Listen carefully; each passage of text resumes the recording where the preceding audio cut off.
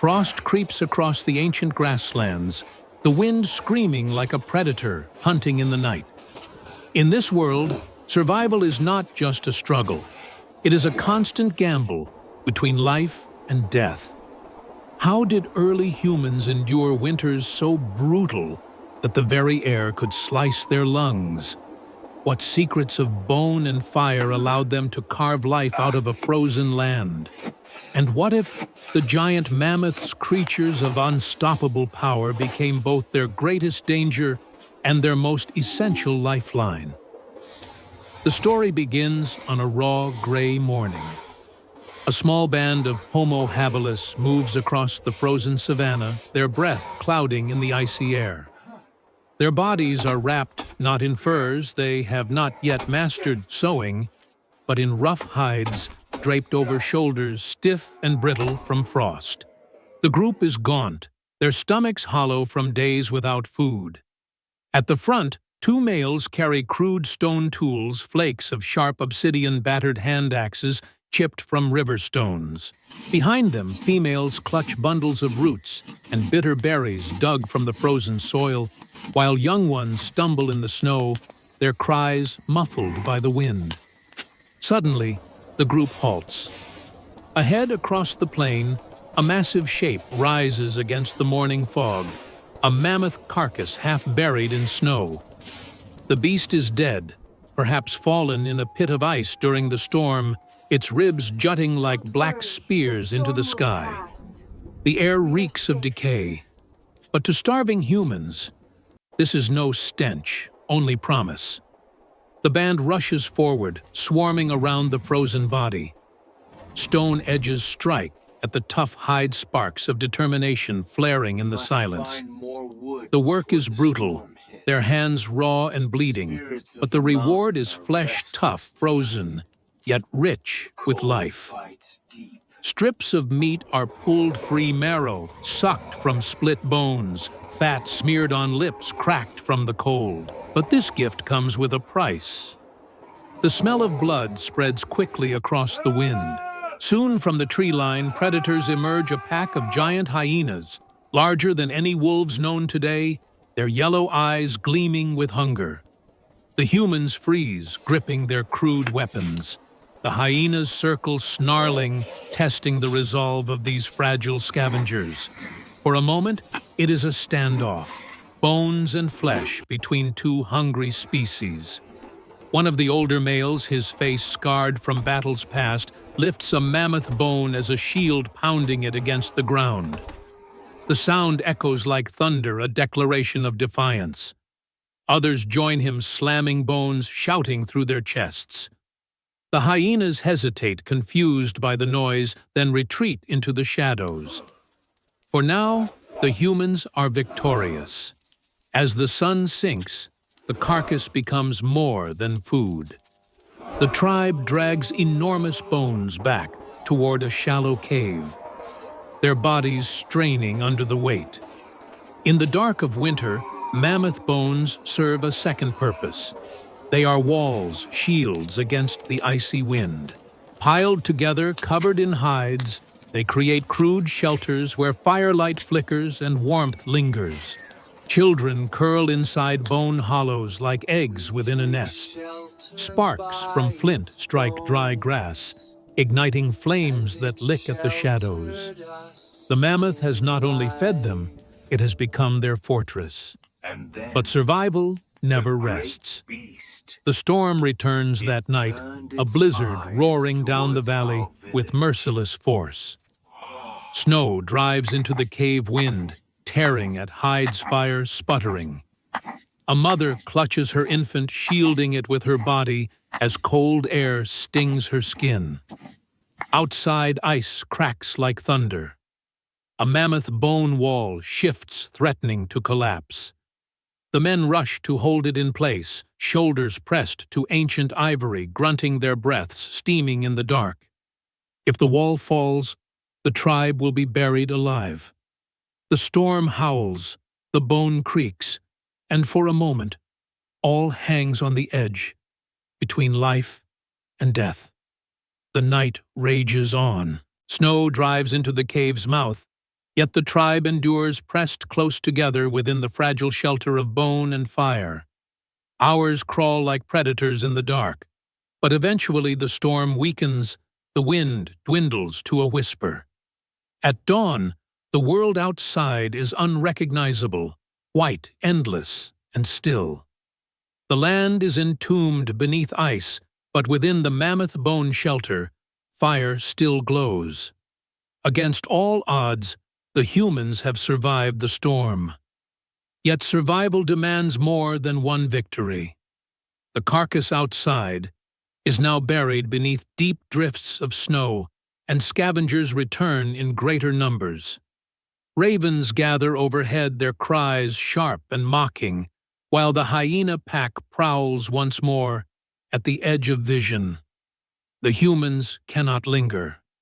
The cold gnaws at them, hunger stabs deeper with each passing hour. They must move, and they must move together. A leader emerges not chosen by words, but by action.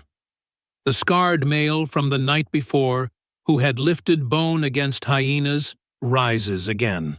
He leads the tribe from the cave, gesturing with hand and stone axe. They follow him across the frozen steppe, dragging bone and hide with them, for these are now as vital as flesh. The mammoth's remains are more than relics.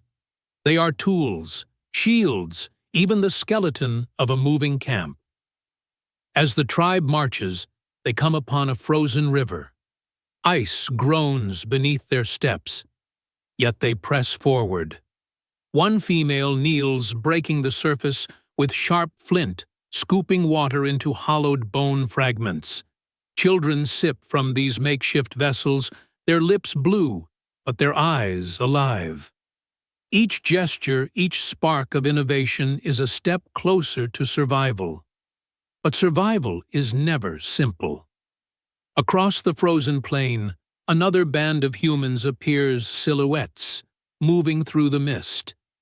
At first, hope flickers, more hands, more fire, more life. Yet, when the groups draw closer, tension coils. The other tribe is leaner, desperate, their eyes hard with hunger. They carry stones sharpened to deadly edges, bones wielded like clubs.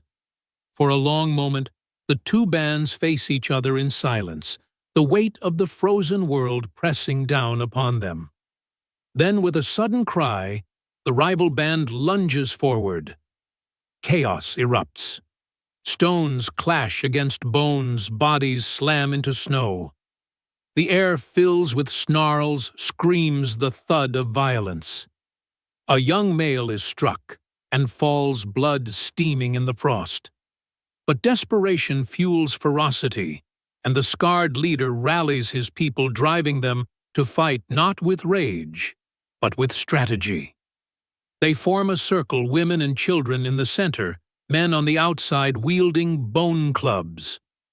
In the struggle, one of the defenders slams a mammoth rib against the frozen ground, startling the rivals with its booming echo. Fire from a carried ember bundle is thrust high, its smoke stinging eyes. Confusion breaks the rival band's assault, and in that hesitation, the scarred leader charges, forcing them back into the snow. The battle ends not with death for all, but with retreat. The rival tribe scatters, melting into the white horizon. The victors are left bloodied, bruised, yet unbroken. They gather around their fallen youth, lifting him gently, wrapping him in hide. They cannot stop, cannot mourn for long. The cold still hunts them. Night falls once more, and the tribe rebuilds fire inside a new ring of mammoth bones set upon the frozen plain. Flames leap into the dark shadows, dancing across tired faces.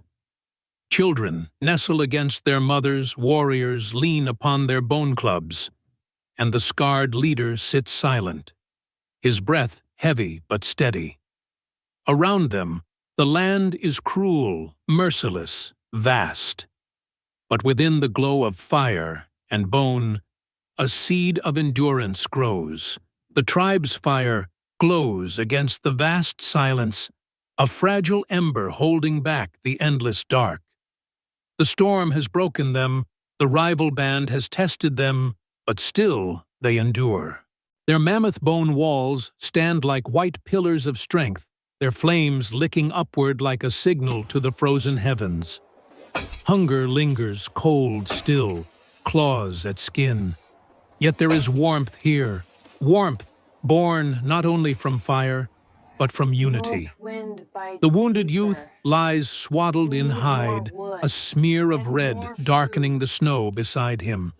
A female grinds bitter herbs between stones, smearing the paste across his wound.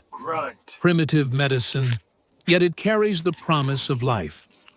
The others watch in silence, their breath clouding like spirits above their heads. At dawn, the scarred leader rises. He drives a mammoth rib into the frozen ground, marking the tribe's resilience, a monument carved not by art but by survival. Around it, children laugh faintly, their voices thin, yet defiant against the cold. The adults share the last marrow scraped from bone, passing it hand to hand. What little they have, they share, and in that sharing, they live. Beyond the horizon, the steppe stretches on cruel and unyielding. More storms will come. More predators will stalk them. But with mammoth bone fire and each other, this fragile band of humans has discovered something greater than survival alone. They have discovered the power of endurance, the seed of a story that would echo through millennia.